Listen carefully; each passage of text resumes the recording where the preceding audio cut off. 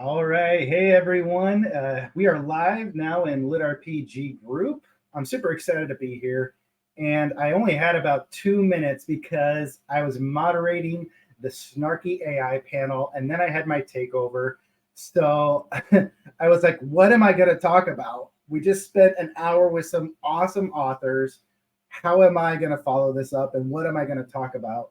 And as I spent a few seconds there thinking about it, I realized Gildify Con, this is where I got my start. This is where I was blessed to come in and spend time with some other amazing authors last year. And I wasn't even published yet, right? I still had my book in the works. And we got Kyle Wilkinson. What's up, bro? Great to see you. Thanks for being here, man. So yeah, I just thought it was really cool that Gildify Con 2022 is where I got my start and where I got my introduction into the community. And here I am again. And I'm just super blessed with the fact that I've got quite a few books already under my belt in a year. And I'm also involved in the community to where I'm allowed to be a moderator and be on some panels. So this is just a great transition, I think. And I'm really blessed to get to be at this opportunity and at this point. So dude, it didn't notify me this started. What's up, bro? What's up to you, good sir? Thank you for being here. Hail, Ryan Maxwell. Hail, Kyle Wilkinson. So yeah, this is my 30-minute takeover. So who is TJ Lombardi? What am I about? What do I do? Well, I am a Air Force veteran. I spent just under 16 years in the United States Air Force to include active duty and the Oregon Air National Guard. I had a great start to my career where I guarded nuclear missiles. I was in the security forces career field where we guarded nuclear missiles when they were being maintenanced out in the missile field. I then was doing nuclear convoys where we literally protected the nuclear warhead going from base to the missile sites. I did armory duty. I did equipment management. And then from there, I did special counseling and developmental counseling with students. I then went into the National Guard, where I went back to the security forces world, protected F-15 fighter aircraft. I was blessed to, who's a stud assassin on the screen? What up, JD Glasscock? And I saw we had Sharon Schultz as well. Hail to you, people. Thanks for coming in. So I got to protect F-15 aircraft. It was the largest training base in the Air National Guard for F-15s. I was blessed that I also got to take a joyride in an F-15, and that was really cool. So I've gone supersonic. I have done a few fun times in the fighter aircraft, so that was really cool. I also got to do counter drug missions where I did investigations into drug trafficking organizations, cell phone forensics. Oh, what else? Search warrant, stuff like that. So I also ended my career as a first sergeant. So that's kind of like human resources. So I've had a really vast military career.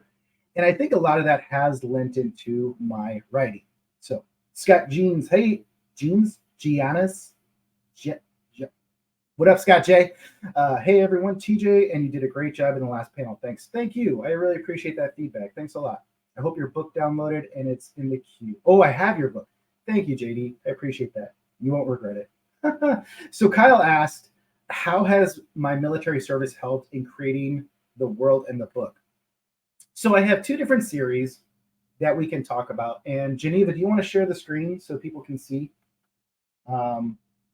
Okay, so I have got two different series. One is Epic Fantasy, one is Lit RPG. And Kyle's question actually lends itself into both.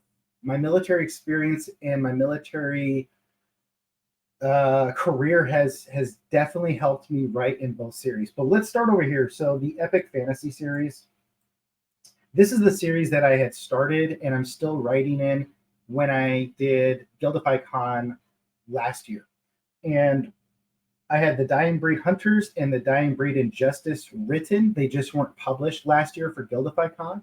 So now they're published. These books, this whole story started 14 years ago when I was in the military. And I was just really frustrated with life. I was frustrated with, how things were going. And so that was my creative outlet, was to sit down and write this story about warriorhood and write this career path of the warrior that has got so many obstacles and challenges. And a lot of it was based off of my ignorance in military culture and military lifestyle. And I think it's one of those things where when we start to go into a career path or anything, any endeavor in life, we have this perception of what it's going to be like. And then once you get into it, you realize, holy cow, it's not what I had planned or imagined. And so for myself, I was really struggling with a lot of that in the military. Why are we having these things when it's not that way? Why do we say have integrity, excellence, and service? Those are the core values of the Air Force. Why aren't we living them out? And so it was a way for me to write and deal with these emotions, deal with these mental struggles that I was going through. So let's take a pause there. From a human resources perspective, what would you say about an employee sneaking through a window and wrapping up literally all equipment with bungee cords? You already know this story, so we'll get to there in a second. Read The Dying Breed, everyone. It's legit. Thank you, Kyle. And then JD, I seriously just got the sensation of buttermilk Irish voices getting near me. Okay, so we'll get back to Brian's story there in a second. But The Dying Breed Hunters, it is an epic fantasy in the fact that it is so vast in scale. There's I'm counting the map as I look at it, 9 or 12 different continents. I got to the point where I had to just go up on Google Maps and look at different parts of the world and try to find inspiration for names of the different places. And so it's one of those things where I kept building the world so massive that I could just write in it for the rest of my life. It is a soft magic system. So I didn't want to make it hard because I was just novice in my writing, and I felt a soft magic system was the best fit for it. But there is 5 different planes of existence where you have the physical, spirit, soul, magic, and celestial. And so that's how us as humans, we have 3 of those planes of existence created within us: our physical body, our spirit, our soul. So we are a manifestation within those 3 different planes of existence. You have angels, demons, you have centaurs, minotaurs, elves, dwarves, all things that I could think of fantasy-wise has been smashed into this world to even incorporate steampunk technology. And that's actually where we start out in book 1, Hunters. Emmanuel is the God King, our main antagonist, and he's been mentored. It's never good when you make it hard. He's been mentored by the demon Klipkoshek, and he's been taught the science behind steam and how that can be utilized to create a steampunk army. So I tried my best to do that. Now, it is also what I would say is a soft cultivation magic system as well. Very similar to a Dragon Ball Z or a Star Wars Jedi. That was kind of my thought process when I developed it. And then it's also a very soft progression skill system. So I know within our lit RPG genre, we have obviously stats and mathematical data to calculate all these different things. We then have the progression fantasy where there's different levels.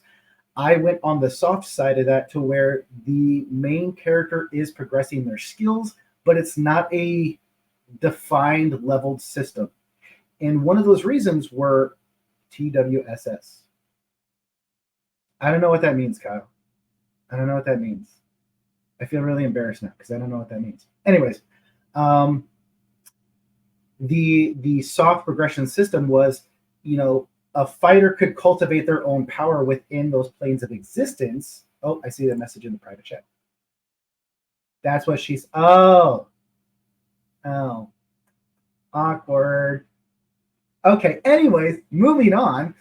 So, sometimes if there's a lot of energy within the soul plane of existence in that location, that fighter, if they're able to have the ability to receive that and to notice it, they can pull more energy from that plane of existence, use it into an attack if they're skilled in that way. So a lot of it is soft based because that was just my level of writing and my level of comprehension. So The Dying Breed Hunters, The Dying Breed Injustice are both out on Kindle Unlimited, paperback. The audiobook has now finished recording for The Dying Breed Hunters. if you guys go to my Facebook page, you can see that actually you can listen to a part of the audiobook. So we played it for about a minute so you can get a sound of Tom Cox's voice. So audiobook is almost done. I'm super excited. This is already out on Kindle Unlimited paperback. The Dying Breed Enslavement is currently with my editor in the UK, the amazing Catherine Dunn. She gave me some feedback last week and just said, hey, I'm loving the story as always. It's really good. So, yep, everything is moving along great. So, The Dying Breed Enslavement is one of my favorite books that I have written so far to date. It is the first time that we really get an introduction to orcs, dwarves, and centaurs within the world. We also jump back 1,000 years in the timeline so that you can see, as you read through the series, just how much planning and preparation has been going on behind the scenes with threads being pulled. The Dying Breed Thievery is a short novella that I wrote. It was inspired by a real-world jewel thief that I watched a documentary on, and I absolutely loved it. I thought it was super cool. So I actually used a new style of planning on this one where I started at the very beginning knowing what was going to happen, and I then had to plan my way back to the very beginning so that all those pieces would be in place. So the cool thing about this is this novella is actually in the manuscript for book 3, so it is being edited at the same time. When you pick up book 3, you're going to have the novella at the back of the book, but we're also going to have the novella separately as well. So there's that. The Dying Breed Cataclysm is the book 4. It's the final book in the God King Emmanuel saga. We are about 90,000 words into it. But the reason I also say this is because the Dying Breed Hecatomb is also the same thing as Thievery. It's this side story, and it is a novella where, as I started to plan out the final stages of Cataclysm and what was happening with the major war going on, I knew that this keep over off to the side on the map had a very impactful result of the main war effort. And so I knew that happened, but then I started to ask the question, well, okay, what's behind that? What unit is here? What's going on? What's the story? And so we have Jaka. He is the leader of the Red Flag Army, and we have a lot of lore that we get to dive into. We also have some backstories with one of our main characters. So she is involved and connected. So that is where book 3 and Thievery are with editing. I hope to get them done and out soon.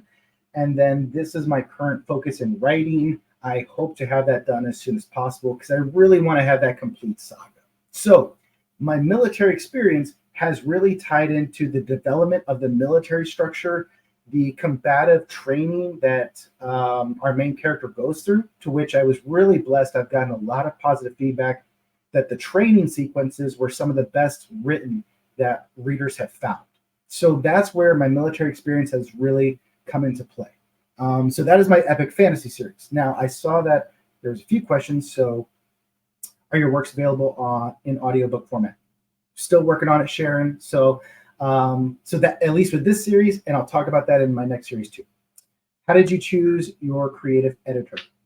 As far as like development editing, it was literally my two buddies. Both of them were my troops. I was really blessed that Lucas has been with me since day one, and he's kind of taking a break right now. He's just really burnt out. And then Keonis was one of my other troops. He came in as a beta reader for Hunters. He then was promoted into development editing for Injustice and Enslavement, and is now also going to be the second author within Warrior Publishing. And the reason for that is I gave Lucas a character in book 2, Luca, who is also alongside my best friend Ephraim. So with Keonis coming on board, I was like, all right, Q, I'm going to give you a character, man. But unfortunately, the character probably won't be until book 4. And so as we were going in the process, Keonis then said, hey, I love your world. I love the world of Pentagotha. I love this system. Would you be okay if I wrote my character has his own side story and series? So that's where you're going to be introduced to introduced to Kionis's character here in Hecatome, and then that's Q's series that he's writing as well.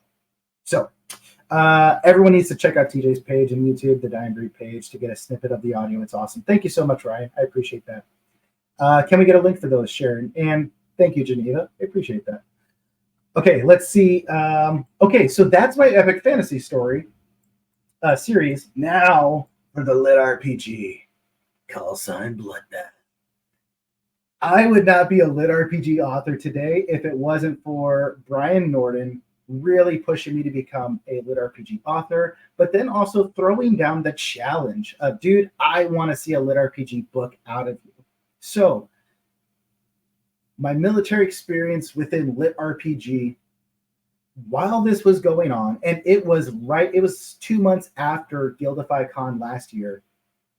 Major BJ for the win. Exactly, Sharon. Don't blame Bloodbath on you. I am. You are taking full responsibility. So when I was in the military service, everyone that I was focused and centered around, we all played basically one game or one version, one genre of game, and that was first-person shooters, mostly Call of Duty. You know, whenever we were done with shift, we would normally go to the gym, get our workout on, and then, of course, you went back to the dorm room, you loaded up Call of Duty, and you played with all your buddies from shift. And that's all we did. So for the vast majority of my career, it was all first-person shooters. I just really enjoyed them. I loved them. So when I thought about what is the easiest game system that I know and understand, it's a first-person shooter. But then from there, as I started to go into the crime analysis, the counter-drug operations within the military, I started to see how we utilize technology, how we work on organizing drug trafficking organizations or crime syndicates, how we link these subjects together, all these things. So I had the game mechanics that I was comfortable with. I had the military experience of how this was all playing out in a criminal organization, but then I had the influence of movies where I loved John Wick, I loved Bourne Identity, I loved Taken with Liam Neeson, but then I really loved the humor of Deadpool. And so I was like, okay, can I take these three things and merge them all together in one series? And that was inspired Call Sign Bloodbath. So Call Sign Bloodbath starts out with Trevor Brinkworth, and that is our main character that you're going to be following throughout the series. And it is what I would say is a reverse lit RPG system, where it is not a isekai that someone is teleported into a new world.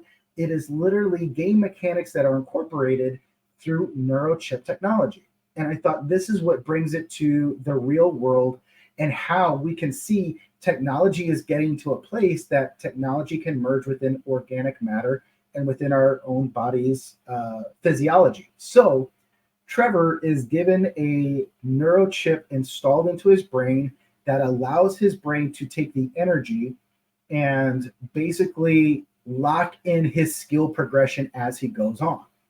The problem is he's been in a coma for about 1.5 years, and through the corruption or the damage to the neurochip, it has reset his system to level 0. So he has to go back through the level system.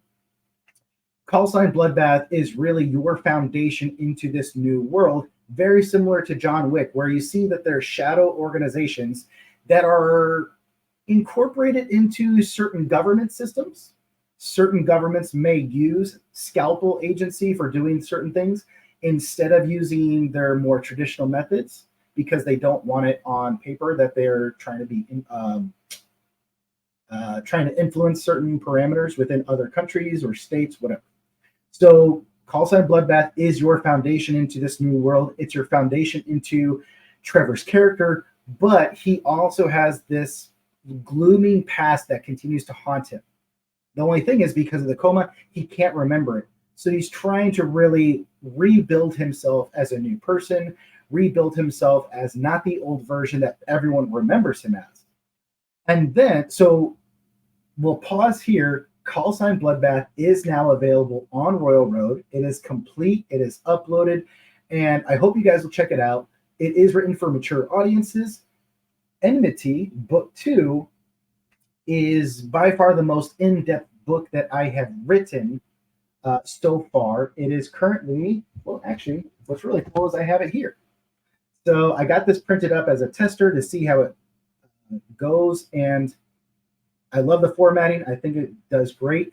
The only downside is that if you're in my Patreon, you get the Word documents, and you can see the character art that has been generated and is utilized for Trevor as he goes through his mission briefings, and he is told about the crime syndicate. And every single character that's involved has a backstory. So you really get that military feel of, you need to come in, here's your mission briefing, here's all of the data and the scope of this criminal organization, and then you need to go after it and you need to take it out. Additionally, there's certain characters that are going to be introduced into the book right here. And then, of course, later on, this character was going to stay with Trevor. And one of the things that I love about it is with this artwork that we have, we continue to maximize the depth and the immersion into the story. So Enmity is written. It is in Patreon. It is going to drop on Royal Road in January. So this is Trevor's largest operation and mission that he's ever taken. He is hunting down the Sirocco Crime Syndicate, which is a human trafficking organization stretching globally through 4 different countries and the United States. So we take Call Sign Bloodbath and we ramp it up, I would say, by 10. The violence, the gore, the carnage that is in this book is really amplified, but I think it's justified. So book 2 is done. It is releasing in my Patreon right now, and then it is going to be on Royal Road in January, like I said. So once book 4 of The Dying Breed is finished, I will be launching into book 3, which is Slaughterhouse. And what I've really loved is one of my Patreon members, Warrior Brandon Bernard, gave me a great idea for book 3. We're totally going to incorporate it, and I love the next level that we're going to get. So book 3, I'm excited for. I think it's going to be a lot more fun. I think it's going to be a combination of book 2 and 1 together to really give yourself enough of the background of Scalpel Agency, more character depth, more love interests, and more intensity and violence for sure. And then right now, book 4 is the working title is Armageddon. And that is going to be the complete series that I have planned out right now. So I saw JD Glasscock, when is your Lit RPG hitting Amazon? The reason why I am saying it this way is because of the editing cost.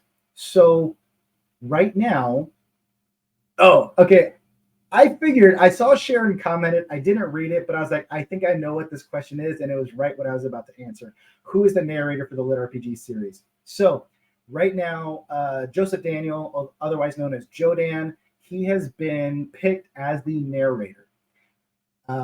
He did a cold read for me of chapter 1. He killed it. I absolutely loved it. And the great thing is, Jodan is also a military veteran. He was a Navy corpsman. And so if you guys have not seen, he has a video in the Lit RPG Legion group, an interview with Steve Campbell.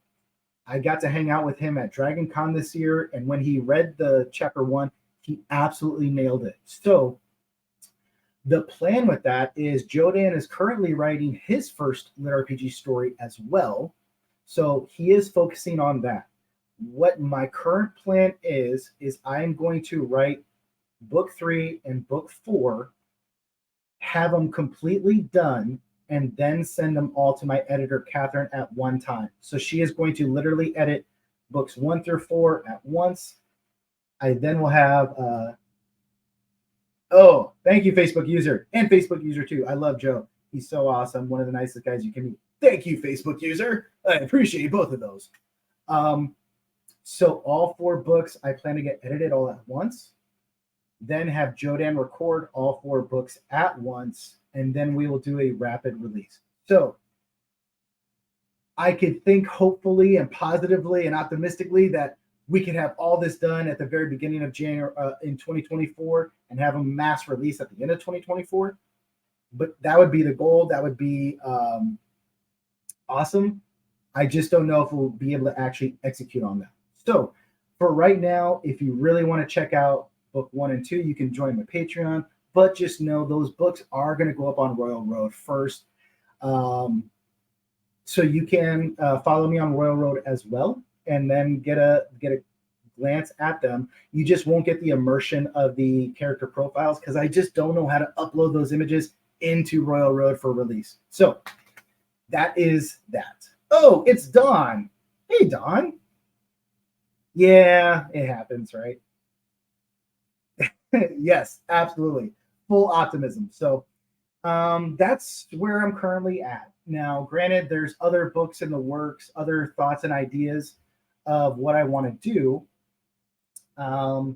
What's really cool, what I really love about this is the fact that I'm using neurochip technology, which is real world.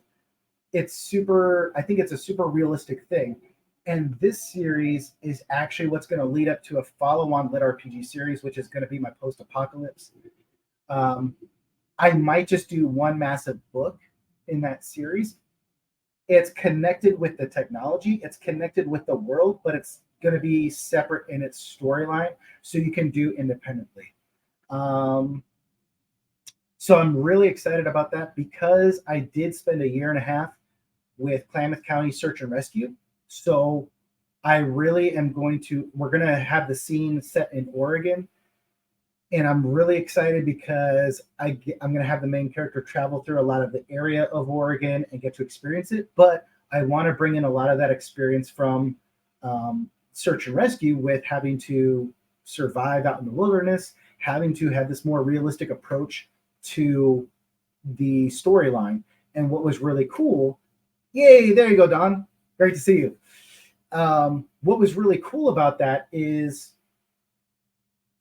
with the 20 books to 50K conference, I submitted for a scholarship. And at the end of the application, there's this box that just says, okay, if you say you're an author, write 250 words. And that's the only instruction you're given. So I basically wrote 250 words of the prologue of what that series is going to be. And I was really blessed to get the scholarship this year. So I will be going to 20 books to 50K on scholarship. And what's funny is Seth Ring and I have this joke that he donates to 20 books for scholarships. And so I was like, dude, I got a scholarship. And so our joke is that I got Seth Ring's scholarship. So it's going to be post-apocalyptic. It's going to be very grimdark, a lot of real world, realistic experience tied into it. And it's going to be an epic journey. So I'm super excited for that series.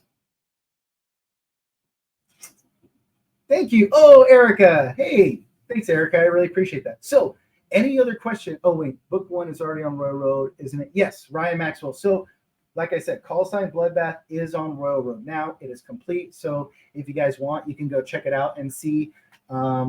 We've gotten 3 reviews, which really has highlighted just my military experience, the intensity of the gunfight. And I've had a few other authors who have checked it out and just said, dude, like, this is spot on. Great intensity in the action sequences.